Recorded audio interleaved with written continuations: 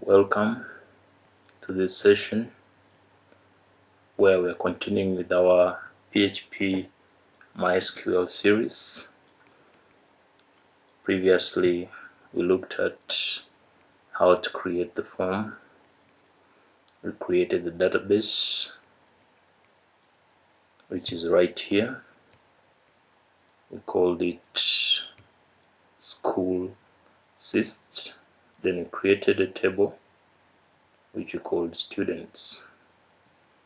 This table is the one that will store the records that we shall submit from this particular form that we created in the previous series. So we also learned how to connect to the database such that we're able to deliver records from this particular form to the database. So the connection code that we wrote is here. We set the variable for the localhost, the user as a root, then password we left it blank, then the name of our database, school syst. Then we established the connection to the database. Then selected this particular database, which is school system. So when you look at the list of databases, there are very many right here, but specifically we said we need to pick this particular database called school system. So therefore, this particular page for connecting to the database is the one that we shall use to deliver our records to the database. So how do we do this? So we shall go to our previous code from which we created this form. So that form we created in the first video where we created this particular form. So make sure that you watch video 1, 2, 3 in that order. So today we are writing the codes to help us submit these records to the database. That is part 4. So let's get started. So we shall scroll down to this particular point within the form where we shall write our code. We shall start by opening our PHP tag, which is the less than symbol, question tag, then the type PHP. So every time you're writing the PHP code, make sure that you don't forget that. Then we terminate it by putting the question tag and the greater than symbol. So all our PHP codes will be written inside here. So let's take it systematically. So we shall start by establishing the connection to the database. And we have our connection codes in this particular page that we call connect.php. So we shall use the function called require. So require once. So what are we requiring? We are asking that we want to use the codes that are in this particular page called connect. In other words, we're supposed to have rewritten all this code in this particular space, but this particular function called require just helps us to connect to this particular page and to be able to connect us to the database. So we are going to put it in double quotes, say connect.php. Okay, so don't forget to put a semicolon at the end. So with this particular line, we have connected to the database through this particular code that you have written on this particular page. So we have established the connection to the database. So the next thing we're going to do is to check whether our variables have been set. Now variables in PHP, just like we did here in the previous video, as defined by putting a $sign followed by the variable name. So we are going to use the iset function, which helps us to check whether the variable has been set and it is not null. So how shall we do this? We shall say if iset, okay, and our variable that we are going to use to deliver this record, or the function that we shall use to deliver the record to the database, like I said earlier, is the post function. We have the get that will help us to retrieve, then we have the post that will help us to deliver the records to the database, as stated here in the opening tag of the form. Okay, so if I set, then you put $, underscore post,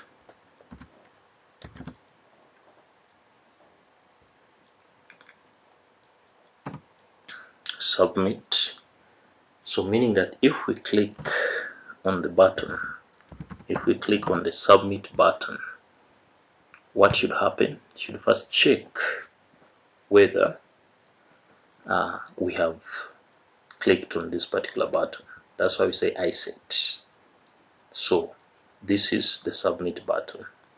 So if we click on this button, you should be able to check and make sure that our variables are not null.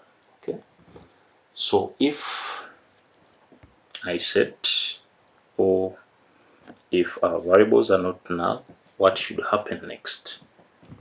So what should happen next is that we should also check whether our text boxes or cells where we are typing the values are empty. What I mean, we should be able to check whether somebody has typed something here, so that you don't submit null values or empty values. So for the records to be submitted to the database, as you can see at the moment, our database has no record. When I try to browse here, there are no records found. So for somebody to be able to deliver the records here, they need to have filled everything right here for them to be able to submit. So that is the line that we are trying to write here next. After checking to make sure that our variables are set, that is using this iset function, that when somebody clicks on this button, the record shouldn't be submitted to the database immediately. Instead, we should first check again to find out if all fields have been filled, meaning they shouldn't be empty. Okay, so how do we do that? So we shall also say if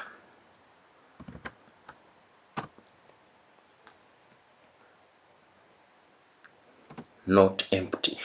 So the not, we shall use the exclamation mark to mean not empty. So if not empty, which field are we starting with? Okay, so we shall start with the very first field that we have on our database. So if not empty,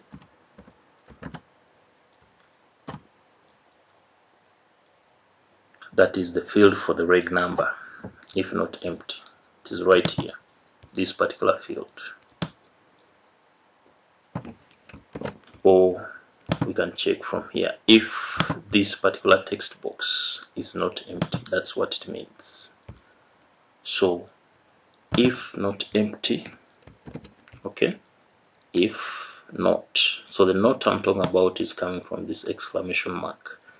In programming, you can use the exclamation mark to mean not, depending on the language you're using, or you can use the less than and greater than symbol at the same time, depending on the programming language that you're using. Or you can just use the direct Boolean algebra. For example, in Excel, you can just type not to mean the not logic. So if not empty, meaning if this particular field for registration number is not empty, what should happen? Okay, that's what it means. Okay, So if not empty, registration number. If not empty, student name. If not empty, gender, and all those. Everything should be captured before somebody hits the submit button, implying that if someone tries to capture data and leaves some of these fields blank, the records won't be delivered to the database. So let's proceed. So at this point, we can even copy these particular fields and just this line of code from this point to this point, and just keep editing. Okay. So we shall then use the AND logic to make sure that we restrict all these fields, because the AND logic means that all values must be true. We must have reg number, we must have names and everything filled for us to be able to move on. Okay, so in between this and the next, we shall use the AND logic to tie all of them together. Okay, remember the Boolean algebra, we have the AND logic, the NOT logic, then we have the OR logic. So at the moment, we're going to use the AND logic to make sure that everything is true for us to be able to submit the records to the database. Okay,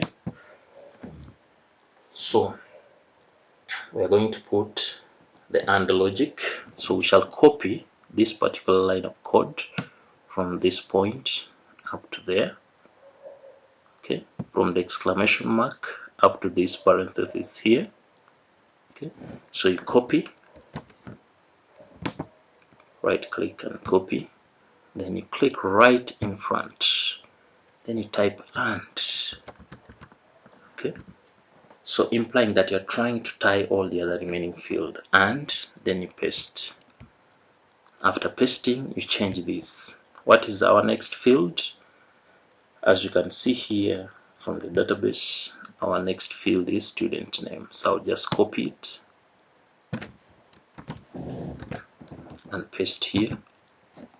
So if the field for student name is not empty, we check the next, and then we copy this again from this point up to that point. So we're checking and making sure that the reg number field is not empty, the student name field is not empty, and the rest of the fields. Okay, so and then we paste. So this parenthesis correspond to this particular parenthesis, which is opening this particular if function that we're having. Okay, so that's why we are putting these particular lines inside here. Okay, so if not empty, our next field name is program. So we copy it and we place it here. Then copy this again.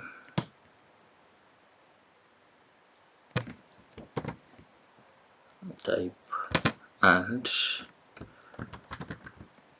So you read about Boolean algebra so that you get to know more about the AND logic, the NOT logic, the OR logic, and the rest of the logic options that we have. So our next field is gender.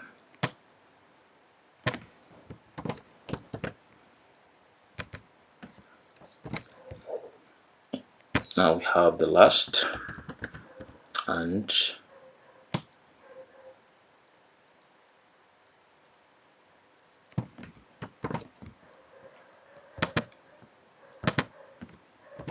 okay. So our next field is calendar, right there to capture the date of birth. Okay. So we have checked and verified that our variables are set and not null, and also made sure that our fields, these particular fields, have values fully typed. Okay, not empty, not null. That is what we have done with this particular line, to check and make sure that they are not empty. Okay, so now if they are not empty, what should happen? Okay, if they are not empty, what should happen? Okay, we should be able to post some values. Okay, so we shall define the variables that correspond to the names of our fields. Okay, so if not empty, we should be able to post some values. Now we shall assign those values to some variables. Okay, for example, our first variable is reg number. Okay, so we are giving it the variable name corresponding to the field name. Okay, as you can see right here. Okay, so if not empty the registration number, what should happen? We should be able to post it. So if you observe carefully, we're just trying to reproduce what we have right here. As you can see, we are reproducing what we have right here. So therefore, to save time, you can as well be copying from here and pasting here. Okay, so if not empty the registration number, if not empty the student name, if not empty this, what should happen? We should be able to post the values that will be typed right here. Okay, so let's proceed to the remaining variables. So the next variable that we shall have here is student name. Okay, it's already appearing right here. Then you put the equal sign. So like I said, this particular post function here is equivalent to what we already have here. So instead of typing, you can just come here and copy from this point up to that point, copy and paste, and you put a semicolon. Then we also have the program. So these are variables. We are defining the variables.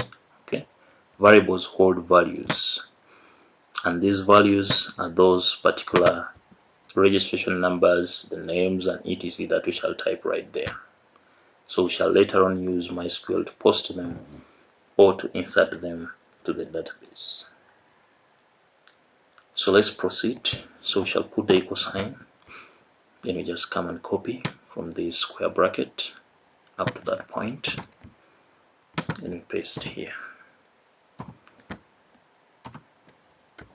Next variable is gender right there. So we put the equal sign, then we can just copy this and we paste right here.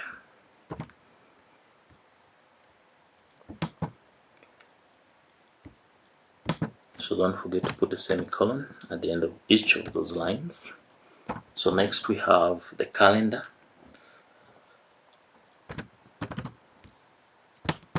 Which is right there. So we put the equal sign, then we copy from that point up to here. Okay. So we have checked that our values are set, and also check that these fields are not empty, and therefore if they are not empty, we should be able to do the posting, okay, of our values. So, but how shall we post these values? That's now where we need the MySQL. Okay, we have checked that actually they are not empty, and we want to now post these values. But how shall we be able to post? That's where the MySQL now comes in. The my structured query language comes in from that point.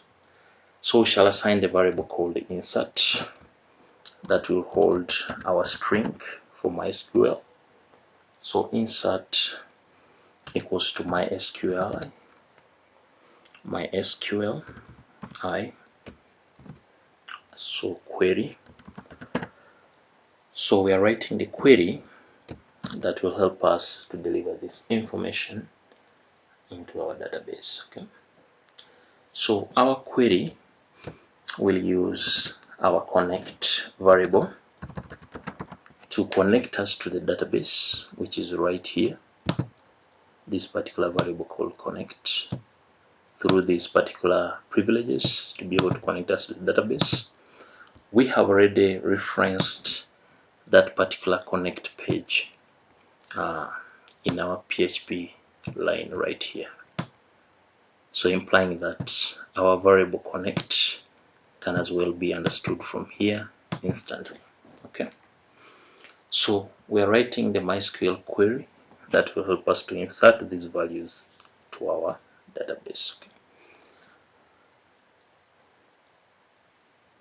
So we shall put a comma here, then write our string that will help us to deliver these values to the database. Okay.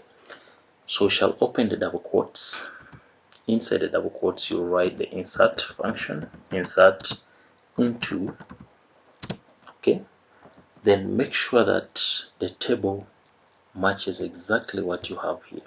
For example, our table, we have called it students. You can even copy it from here.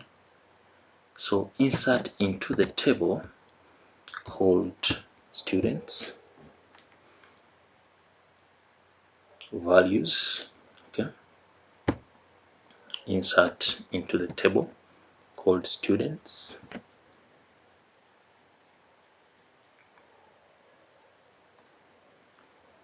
values. Okay. So which values do we want to insert? We want to insert values that are being typed on these particular variables. Remember, we say that if they are not empty, then post the values. What is carrying these values? They are these variables. Okay. So we shall put them in single quotes. So to make sure that we don't encounter any typo error, we should just copy them. So we shall copy these variables because they're the ones carrying the values that we want to insert. Insert into the table called students values. So you open the single quote and paste that variable there, the reg number, comma, insert also the student's name. So you put them in single quotes because these variables are the ones carrying the values that we shall type in those fields. Okay. So you copy program, you put the double quotes and paste it there. Then you get the gender, put a comma, double quotes, rather single quotes, paste it there. So the reason I'm copying is to make sure you don't make any mistake in terms of typing errors. Okay. So put a comma and double quotes and you paste the variable name right there. So we are using the MySQL query function to be able to connect to the database using this variable. And when we connect to the database, we insert into that particular table which is assigned to that database. As you can see here, our database called schoolsist has a table called students. So we insert into that particular table called students values, reg number, student name, program as assigned in this variable list right there. Okay. So you just have to make sure that you always practice and try to repeat and follow and get to understand the logic behind it. Otherwise, it is not something complicated. So let's proceed.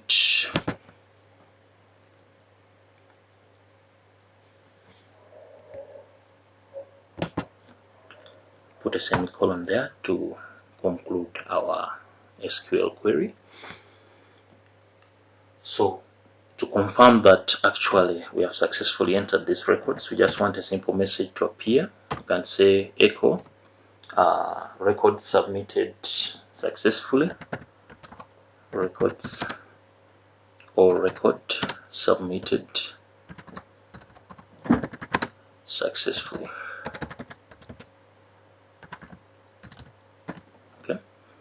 So if we submit the record successfully, this particular message will be able to appear.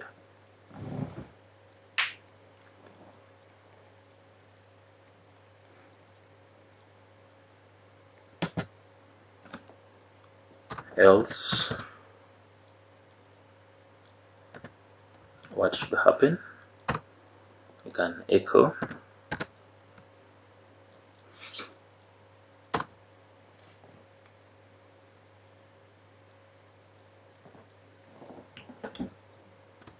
records not captured.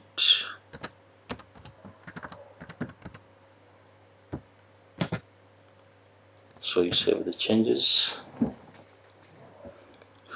So we can test run this and see what happens. Okay. So you can put any rig number. Okay. Then you can put any name, John, poem, mail. Then you can put any date here. Then you can change this to year 2000. Then we submit the records. Okay. So we can go to our database and browse. So as you can see, the records that you have typed there have been submitted to our database. So this is the code that helps you to perform that. Thank you for watching. Stay tuned for the next